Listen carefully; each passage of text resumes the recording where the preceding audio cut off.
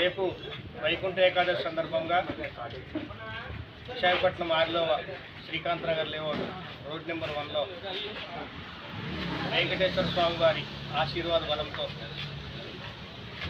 పరమానంద మాధవ వారి సేవా ట్రస్ట్ వారి ఆధ్వర్యంలో వైకుంఠ ద్వార దర్శనం ఈ ప్రాంత ప్రజలకు కల్పించడం కొరకై తిరుమల తిరుపతి దేవస్థానం ఏదైతే నమూనా దేవాలయం ఏదైతే ఉందో దాన్ని ఇక్కడ సెట్ రూపంలో ఏర్పాటు చేసి ఈ ప్రాంత ప్రజలకి వైకుంఠ ద్వార దర్శనం కల్పించడం కోసం ఏర్పాట్లు చేయడం జరుగుతుంది.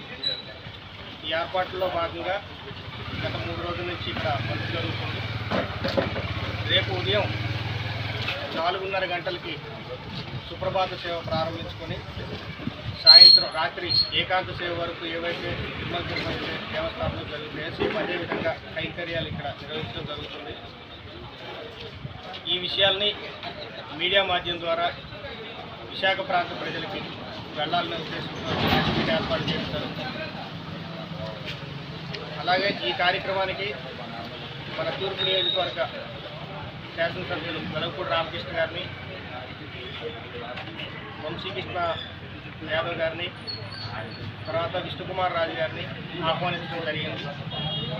తర్వాత మన భారతీయ జనతా పార్టీ జిల్లా అధ్యక్షులు పరశురామరాజు గారిని కూడా ఆహ్వానించడం జరిగింది. అలాగే రాజ్యసభ సభ్యులు, మాజీ రాజ్యసభ సభ్యులు జీవీఎల్ నరసింహారావు గారిని కూడా ఆహ్వానించడం జరిగింది. కాబట్టి ఈ కార్యక్రమం యొక్క విషయాల్ని ప్రజల్లోకి విరివిగా తీసుకెళ్లాలనే ఉద్దేశంతో ప్రెస్ మీట్ ఏర్పాటు చేసి మీ అందరికీ విషయాలు తెలియజేయడం జరుగుతుంది.